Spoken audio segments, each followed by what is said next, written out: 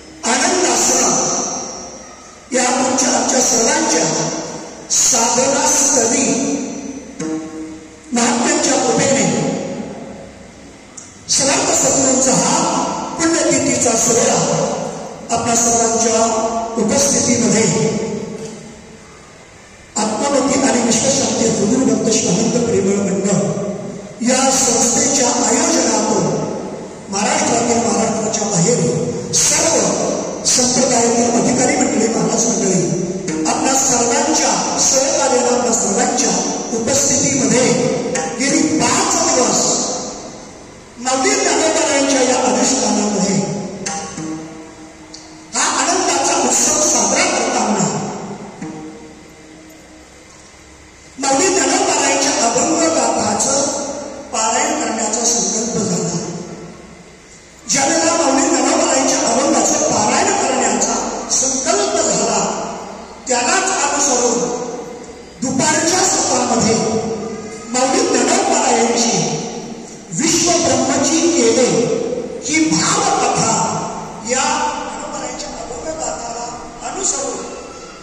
भावकथाही आपण संकल्पित करण्याचा प्रयत्न केला आणि आपण सर्वजण गेली 5 दिवस ज्ञानोबारायांच्या अंतःकरणातला भाव तो शब्द रूपानं जो प्रगट झाला त्याच शब्दाला भावार्थ दीपिका म्हणा किंवा ज्ञानेश्वरी म्हणा किंवा ज्ञानोबारायांची अभंग गाथा. अभंग म्हणजे ज्ञानोबारायांच्या अंतःकरणाचा भाव आहे. ज्ञानेश्वरी म्हणजे ज्ञानोबारायांच्या अंतःकरणातला भाव आहे. कारण संत हे अंतःकरण आहे. आपण 5 दिवस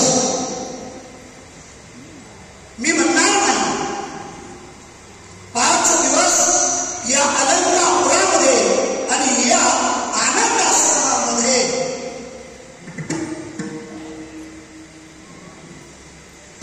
स्वाती नक्षत्रातल्या थेंबाचाच नाही तर स्वाती नक्षत्रातल्या गेली 5 दिवसापासून पर्जन्याचा वर्षाव झाला. पाऊस सगळ्या नक्षत्रात पडतो.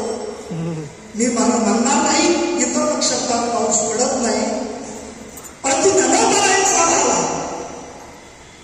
काही नक्षत्रातला पर्जन्यवृष्टी जर झाली तर भूतलावरील अंडजाल, स्वेदक आणि उद्भिज या सर्वांना अपायकारक होतं. असं काही नक्षत्र. काही नक्षत्र गरजून जातात, थेंब पडायला तयार. काही नक्षत्रामध्ये पर्जन्यवृष्टी होते, परंतु सुपीक असलेली जमीन, तावावर आलेली जमीन आमच्या ग्रामीण भागात म्हणून ती जाडपणा दाखवतात. वेदांताच्या भूमिकेमध्ये सडपणा आणि तिथं या पर्जन्यवृष्टीनं काहीच परिणाम होत नाही. अशी वेगवेगळी नक्षत्र आणि त्या नक्षत्रातले पाऊस आपण सर्वांनी अनुभवले. परंतु समर्थ सद्गुरू सच्चिदानंद रामदासबाबा बुधवारे यांच्या पुण्यतिथीच्या रौद्र महोत्सवी वर्षाच्या निमित्ताने गेली 5 दिवसापासून सकाळी म्हणा, दुपारी म्हणा किंवा संध्याकाळी म्हणा होणारे सर्व चिंतन, त्याला अभंगगाथा पारायण म्हणा, त्याला आत्मबोध चिंतन म्हणा, त्याला ज्ञानोबारायांची भावकथा म्हणा किंवा त्या सर्वांना अनुसरून संध्याकाळची दररोजची जी उत्तम सेवा ज्या अधिकारी महात्म्यांनी आपल्या या आश्रमामध्ये उपस्थित राहून 5 दिवस आपल्या या संपूर्ण मालिकेमध्ये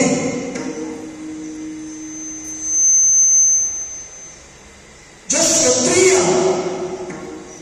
जो ब्रह्मनिष्ठ किंवा जो दयाळू किंवा कृपाळू याच भूमिकेतून ज्यांनी आपला ब्रह्मभाव दयाळूपणाने, कृपाळूपणाने आपल्या अधिकारवाणीने आपला सर्वांवर वर्षाव केला. आपण गेली 4 दिवसाची जी कीर्तन आहे आपल्या आनंद सत्पुराण मालिकेतील, ही अधिकारी मंडळी काय योग असेल, काय भाग्य असेल,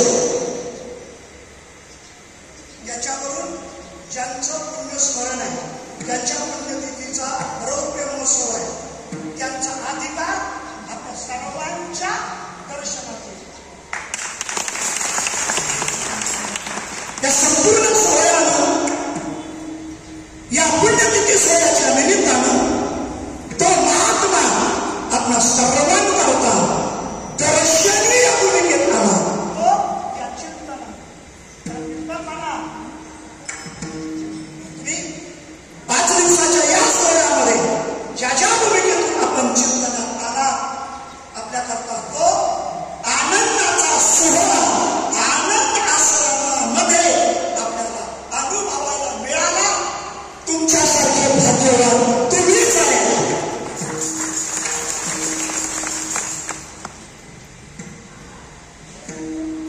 बाबांचं संपूर्ण परिवार कुटुंब या पुण्यतिथीच्या सोहळ्याच्या निमित्तानं 4 दिवस आपल्या या सोहळ्यामध्ये आपल्या सर्वांना बाबांचं रूप म्हणून, कारण एक कुळाचार सांगितलं ज्याला मनमोक्ष म्हणतात, त्याचप्रमाणे बाबांचा संपूर्ण परिवार आहे. तो बाबांचा त्या रूपानं परिवार आहे. आणि विद्यावंश म्हणजे 5 दिवस या सोहळ्यामध्ये जे उपस्थित आहेत ना, हा बाबांचा हा विद्यावंश. आपण दोन्ही संगमावर बाबांच्या पुण्यतिथीचा सोहळा आपण साजरा म्हणण्यापेक्षा आपण प्रत्येकानं अनुभवत आहात. प्रत्येकानं तो अनुभव. बोलण्याचा अधिकार नाही, परंतु कदाचित आलेला भाव मी पाठीमागं घेणार नाही. सद्गुरू सच्चिदानंद श्रीपाद बाबांना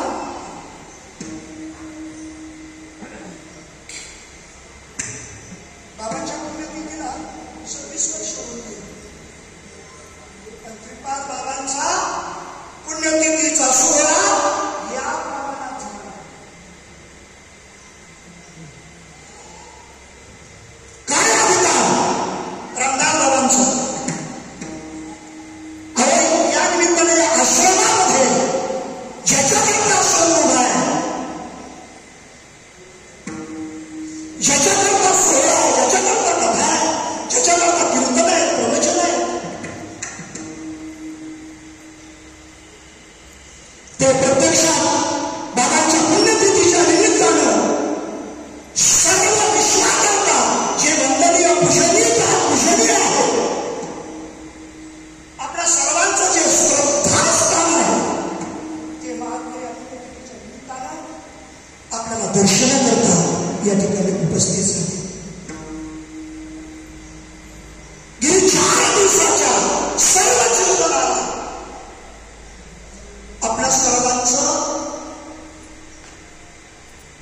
भूषण, आपल्या सर्वांचं श्रद्धा, आपल्या सर्वांचं आश्रय पूज्यपाद गुरुवर्य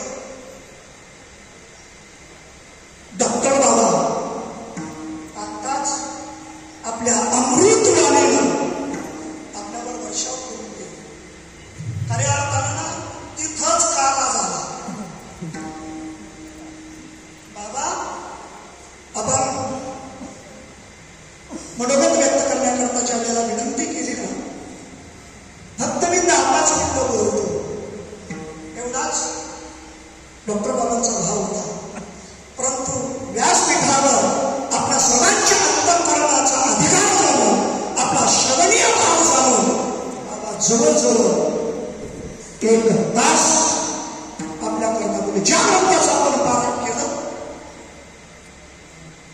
त्याच ग्रंथावर जे आपलं चिंतन आहे, जी आपली साधना आहे, जे आपले साधन आहे, त्याच संबंधाने आपल्या अंतःकरणाचा ठाव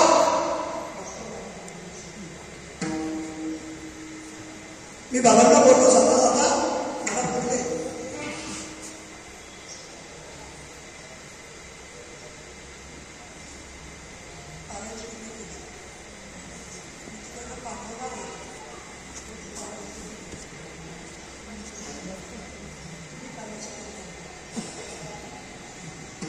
बाबांची आज्ञा शिवसावंत्य मानून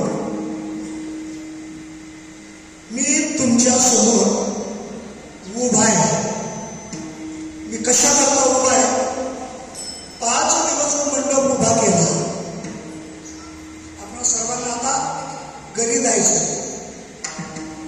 आणि म्हणजे मग बाबांनी जर आला केला तर तुम्ही कशाकरता उभे राहा?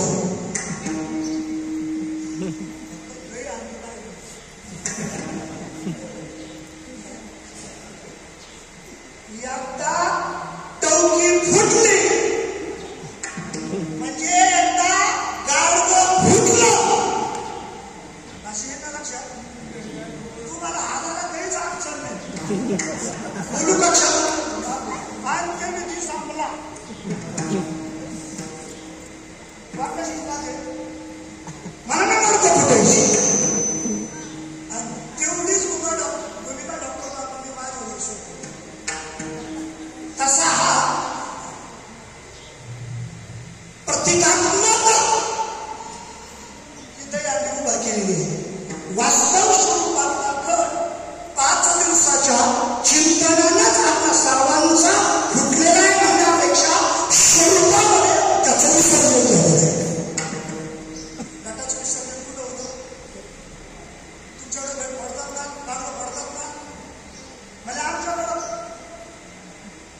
एकाच वेळेला पडतात ना, प्रत्येक वेळी तो घटाचं विसर्जन होते. कुठे जरी घटाचं विसर्जन जर झालं तर त्या घटाचं विसर्जन कुठं होतं, मात्र आपल्या स्वरूपामध्ये होतं. आणि स्वरूपाला प्राप्त होणं एवढाच सांप्रदायिक काल सांगितलं. आपल्या स्वरूपाला प्राप्त होणं तीन प्रकारचा काळ सांगितलेला आहे. आता विषय वाचायचा नाही. एक प्रतिकात्मक काळ म्हणजे दहीलाईचा काळ, आणि त्या दहीलाईला अनुसरून हा घटाचा काळ, दही अंडीचा काळ. दुसरा काळ हरिनामाचा खिचडी काळ, आणि तिसरा काळ म्हणजे जीव ब्रह्म ऐक्यतेचा. जसं देहाचे प्रकार तीनच आहे. देहाचे प्रकार तीनच आहे, परंतु चौथा देह आपल्याला मानावा. तीनच देह. म्हणून घटाचे जे शिंग आहे ना ते बांधताना त्याला तीनच दाणे इथं म्हणा नाही तर तिकडं म्हणा, तीनच दाणे सांगितलेले. म्हणून तिथं बाद आला पहा तुम्ही, तसं नाही.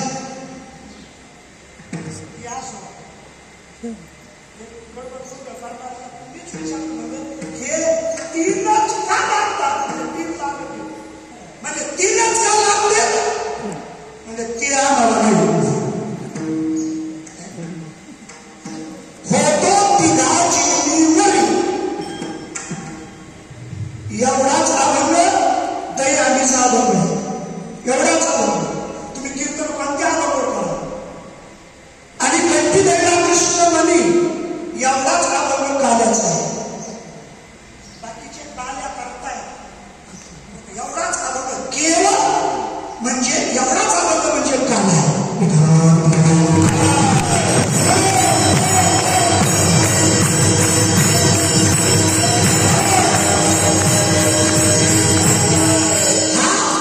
पहिला काला हरिनामाचा खिचडी काला, आणि दुसरा काल या काल्याच्या दोनच भूमिका सांगितलेल्या आहेत. त्याला उपक्रम आणि उपसंहार. उपक्रम हा होतो सोमवाराच्या सापेक्ष. सोहळा कशा करताय, कोणताही सोहळा असेल, जयंतीचा सोहळा असो किंवा समाधी सोहळा असो, तिथं काला होतोच. काल्याशिवाय तो सोहळाच होऊ शकत नाही.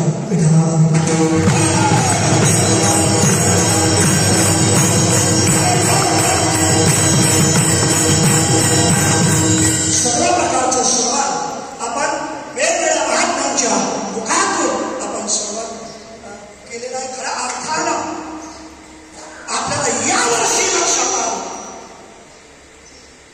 केवळ डोळे झाकून बसणं याला चिंतन याला चिंतन. मी नाही म्हणणार नाही, आपण ऐकलं सुद्धा, श्रवणही केलंय आपण. पूज्यपाद फुलसानंदजी महाराज पुरी यांच्या पुष्पवृष्टीच्या कीर्तनामध्ये स्वामींनी हा संपूर्ण भाव आपल्या समोर व्यक्त केला. कारण ज्यावेळेला भाव व्यक्त होतो त्यावेळेला ते संत आहे, आणि ज्यावेळेला तो भाव अव्यक्त होतो ते ब्रह्म म्हणतो. मला प्रमाण द्यायला आपल्याला वेळ नाही आता. आपण म्हणतो ना ब्रह्म, ब्रह्माचं मूर्त रूप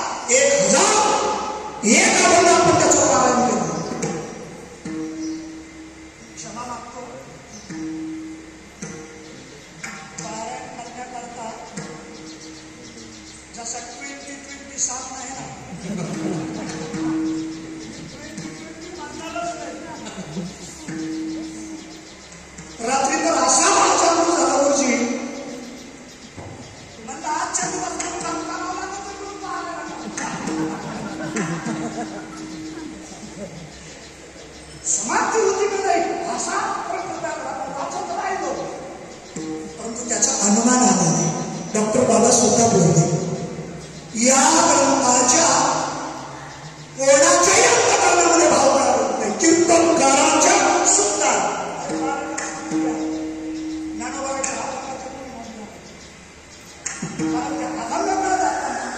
अंतकरणाची भूमिका जसा स्वयंपाक करायचा ना, जशी भाजी बनवायची ना, तसं पात्र असावं लागतं. वाढण्याकरता नाही म्हणत, वाढण्याकरता स्वतंत्र अधिकार सांगितला. परंतु स्वयंपाक बनवण्याकरता ते पात्र एका भूमिकेमध्ये मन, बुद्धी, चित्त आणि अहंकार संत पदात यावं लागतं. याला म्हणतात परिवेश सोडून पावले.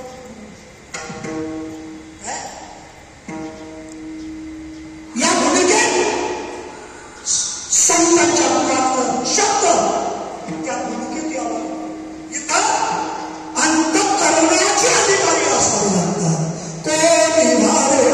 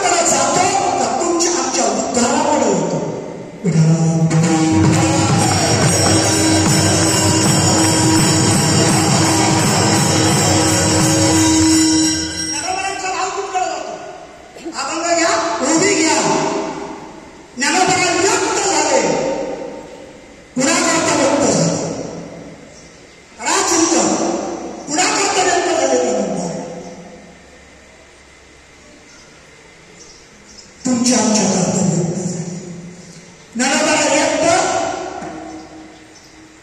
कोणत्या भूमिकेतून झाले नरबराची अभंग गाथा वाचून मला वाचण्याकरता मला वाचताच लक्षात आलं.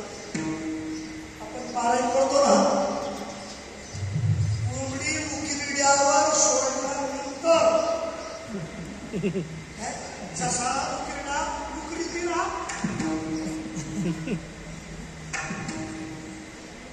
आपण तशा पद्धतीनं पारायण नाही केलं. प्रत्येकाचा भाव पारणाच्या अभंगामध्ये एकरूप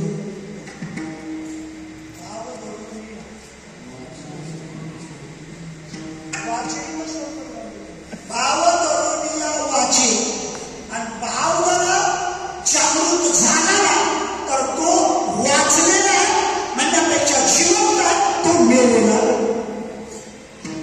आणि भावाशिवाय वाचले असेल, भावाशिवाय कर्म असेल, ते कर्म म्हणजे मरण्याकरता मला मेलेले बोलत नाही.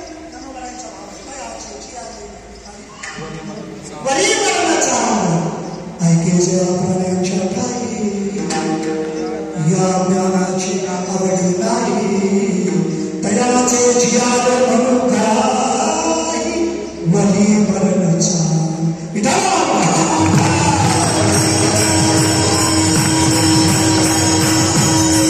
सभा कीर्तन प्रवचन या सर्व साधनांचा एवढाच संबंध येतो. फक्त आपला स्वरूपाचा भाव जागृत करणं, स्वरूपाचा भाव जागृत झाला आपल्याला अनुभव आल्याशिवाय. आणि संत वाङ्मयाचा काळा म्हणजे आलेला अनुभव त्यालाच विश्वमाऊली म्हणवणार आहे. काला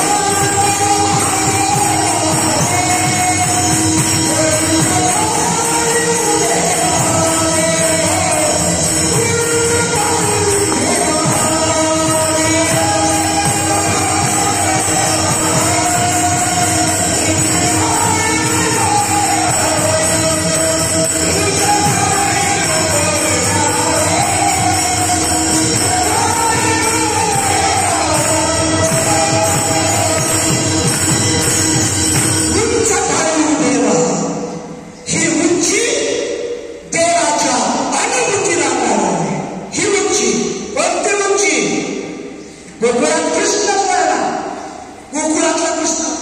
मला मथुरे विचारच करायचं आहे, गोकुळातला कृष्ण हे भावाचं अस्तित्व आहे, ज्याच्यात आपला भाव आहे. चिंतन मानायचं देवा काढले मथुरेत का गोकुळा, मथुरेत का गोकुळा, मला गोकुळातच विठाला.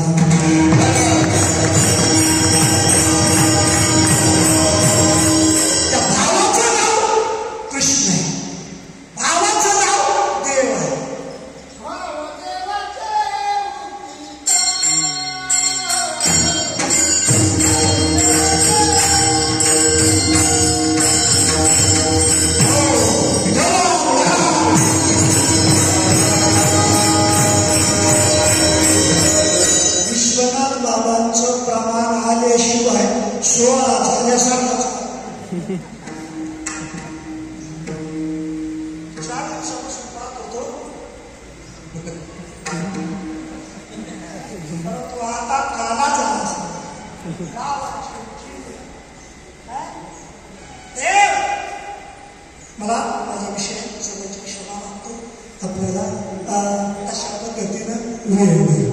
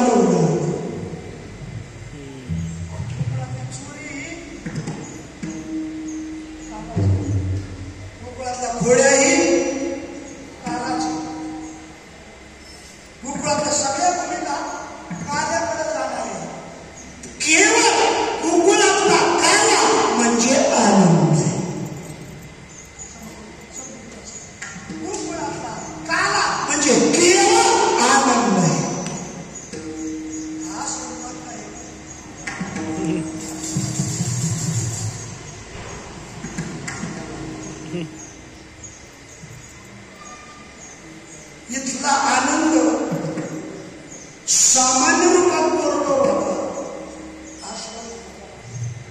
सामान्य रूपात कोरडोर होता. आता विशेष रूपात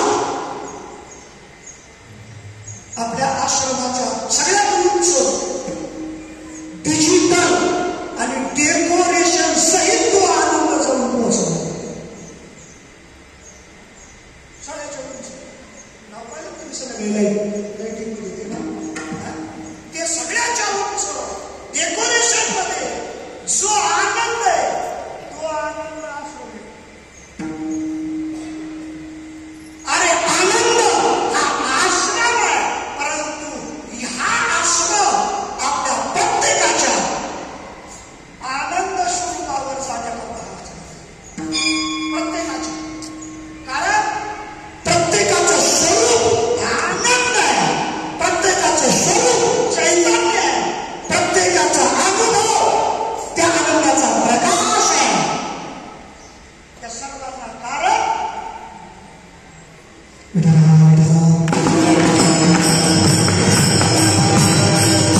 आनंदच नाही, आनंदाची व्याप्ती म्हणजे काय.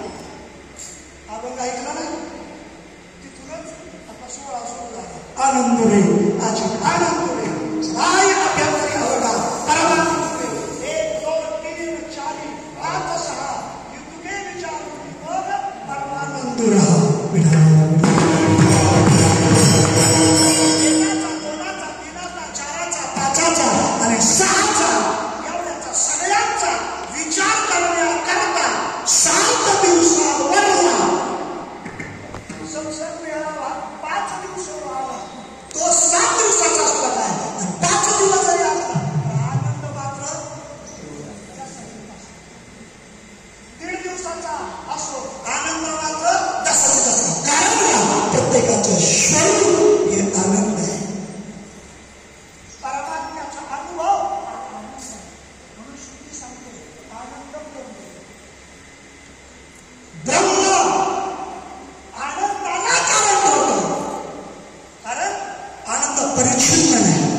परत आहे आनंद परिच्छिन्न नाही आणि आनंद संप्रदाय परिच्छिन्न नाही. म्हणून संप्रदाय म्हणून परिच्छिन्न होऊ नका.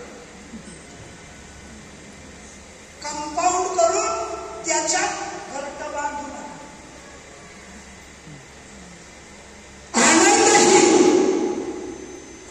ब्रह्माची व्याप्ती, परंतु त्या ब्रह्माची अनुभूती येण्याला कारण जे वृंदावन आहे ना ते वृंदावन कारण आहे. परमात्मा गोकुळात आला त्यावेळेला आनंद नाही म्हणणार. आनंद करतील बरोबर, तो आनंद आपापल्या घराला आणू शकतो. 5 दिवशी आपला आनंद अनुभव करा.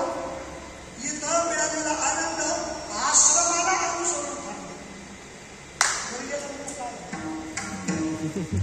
घरी गेल्यानंतर काय वृंदावनाची कोणती भूमिका आहे, कोणती भूमिका आहे मला सांगायचं.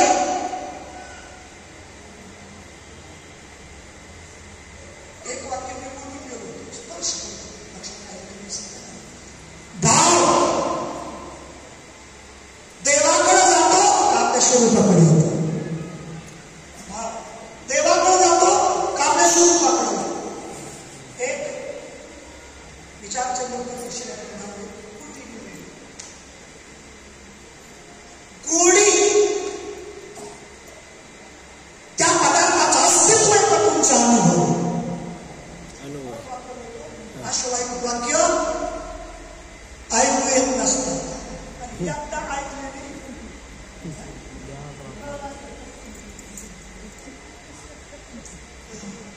त्याचं रिपिटेशन होऊ लागतं. परत पोट बनवलं तरी आपण खातच राहिलो, खातच आलो ना. पोट बनवलं तरी खातच आलो ना आपण. कसं याचं सातत्य असावं लागतं.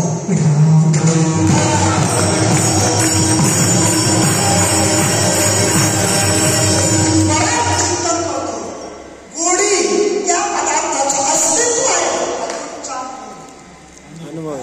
गोडी हा या पदार्थाचं अस्तित्व आहे म्हणण्यापेक्षा तुमचा आमचा अनुभव आहे. साखर कधी घडली का? साखर गोड आहे कोण म्हणलं? आपण. मला आपण. मग तुम्ही साखर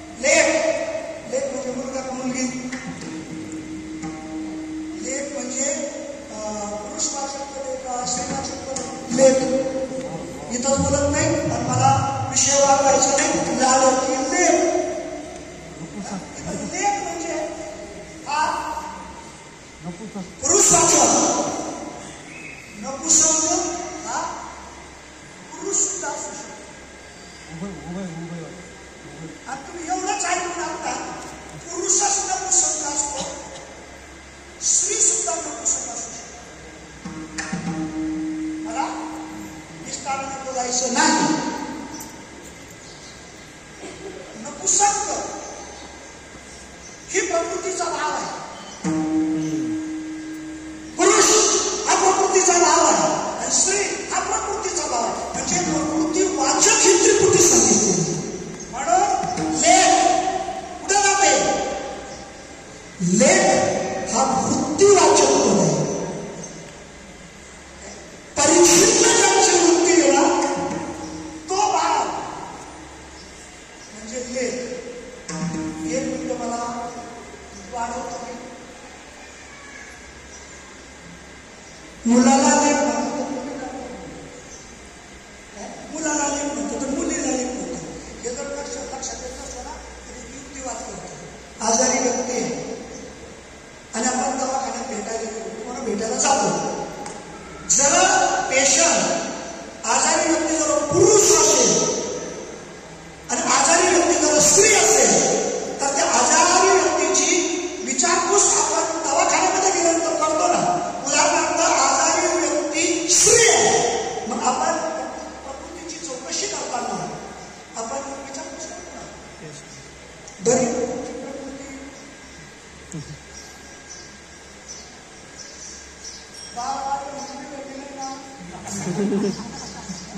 बरी आहे ना? 5 दिवसाच्या चिंतनानं बरी आहे ना? बिघडली नाही ना? चिंतन जरी उच्च असलं ना तर तुम्हाला उच्च पदावर येण्याचा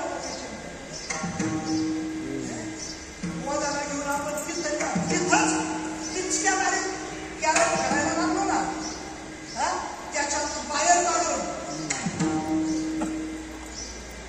आपल्या चिंतनाची उंची वाढवतो. गेली 14 वर्षापासून महात्म्याच्या कृपेनं हा जो खटाटोप आहे ना साधकाच्या अंतःकरणाच्या उंचीतून त्याचा अनुभव वाढला पाहिजे. अनुभव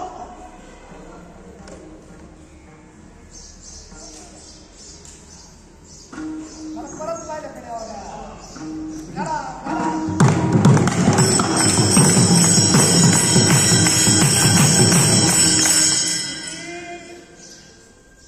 म्हणजे स्वर गेला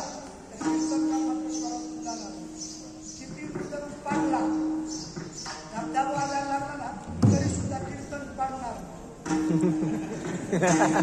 सगळ्यात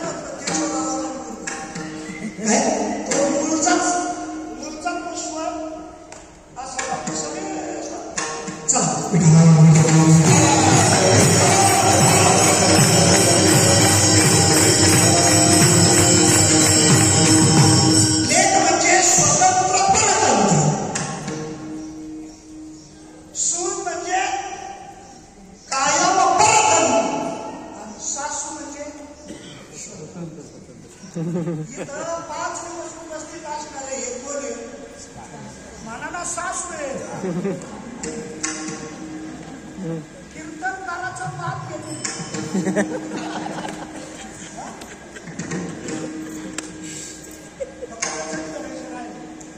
कारण असा भाव चिंतन याच्या जागृत होते.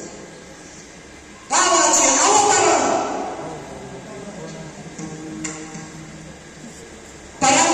स्वतंत्र, प्रत्येकाचा भाव स्वतंत्र आहे. त्याला अनुसरून प्रत्येकाचा परमार्थ स्वतंत्र आहे, प्रत्येकाची साधना स्वतंत्र आहे.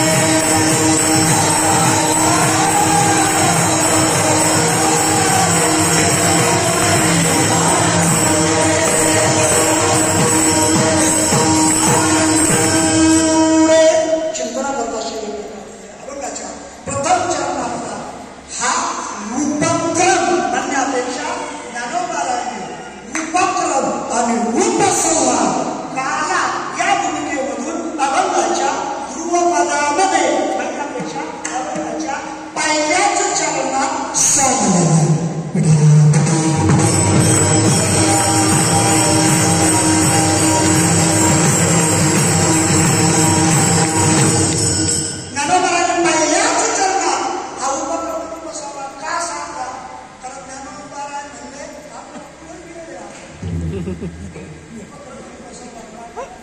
म्हणून पहिल्याच चरणामध्ये, कारण पहिलं चरण हे पहिलं नाही.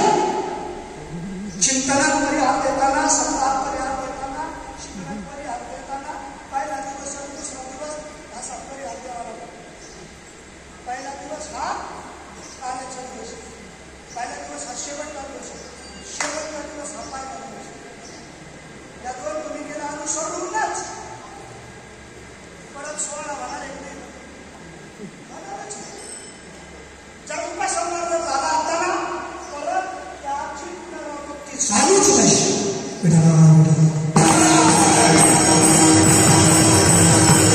आनंदाचे सिद्धांताचं पद असतं ते त्या आनंदाचं ध्रुवपद असतं.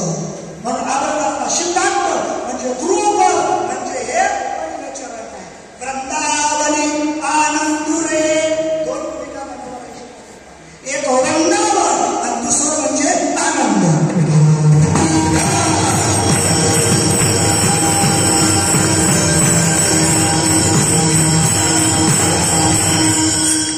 कारण गोकुळातला कृष्ण, गोकुळ म्हणजे गोड आणि इंद्रिय यांना अनुसरून त्याचं नाव गोकुळ आहे. त्याचं नाव गोकुळ आहे. या गोकुळाला अनुसरून ते गोपाळ गोकुळ तयार नाही म्हणा ना. गोकुळात गोपाळही तयार आणि गोपीही तयार आहे. गोपाळ आणि गोपी हा ज्ञानोबारायांनी भाव व्यक्त केला. गोपी ही व्यक्तिलक्षणा नाही, गोपी ही भावलक्षण.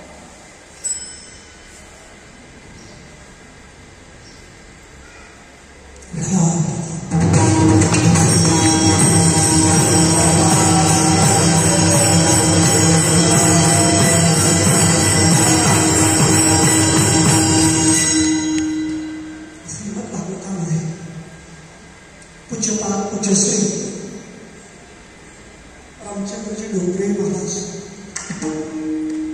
गोपाळ आणि गोपी ही भावलक्षण केली.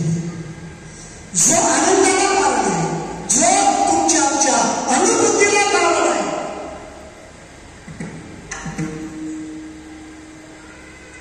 त्या भावलक्षण श्रीमद भागवतामध्ये गोपी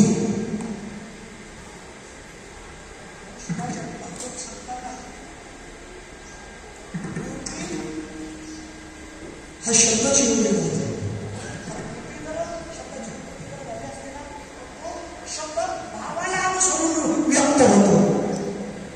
जशी आकाशातून वीज जमिनीवर येते ना, आपल्या शक्तीला घेऊन आणि ही शक्ती जर जागृत झाली ना तर मी श्रीमद भागवत कथाच करू शकतो.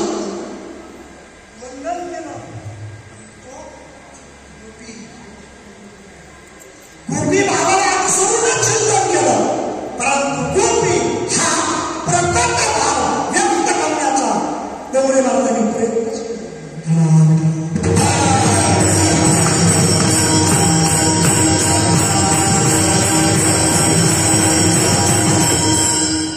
इथं वृंदावन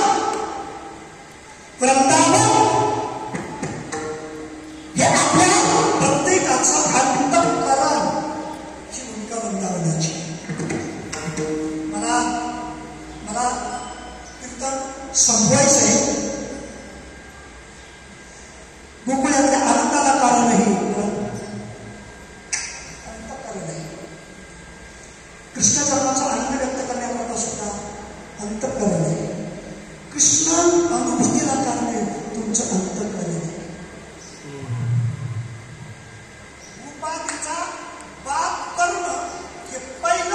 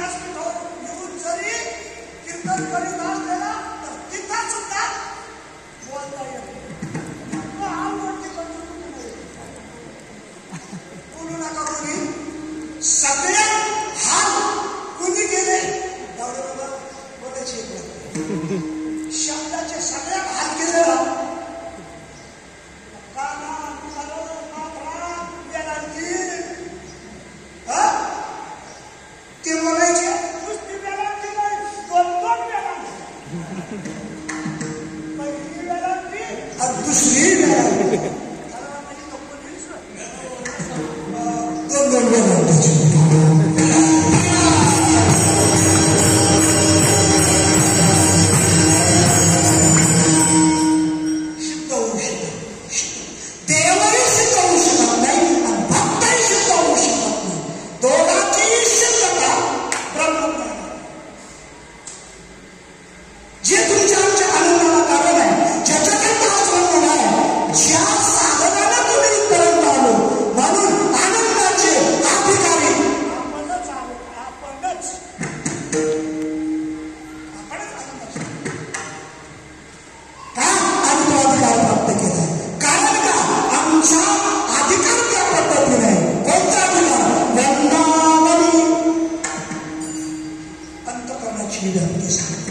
अंतःकरण कसं परिचित आहे, परंतु अंतःकरणातला भाव मात्र परिचित असू शकत नाही. त्याच भावाला ज्ञानोबाला आनंद म्हणतात. वृंदावनी आनंदे. शिवब्रह्माचं ऐक्य साधून परत वास्तव गणपित भेद स्वीकारून विठ्ठल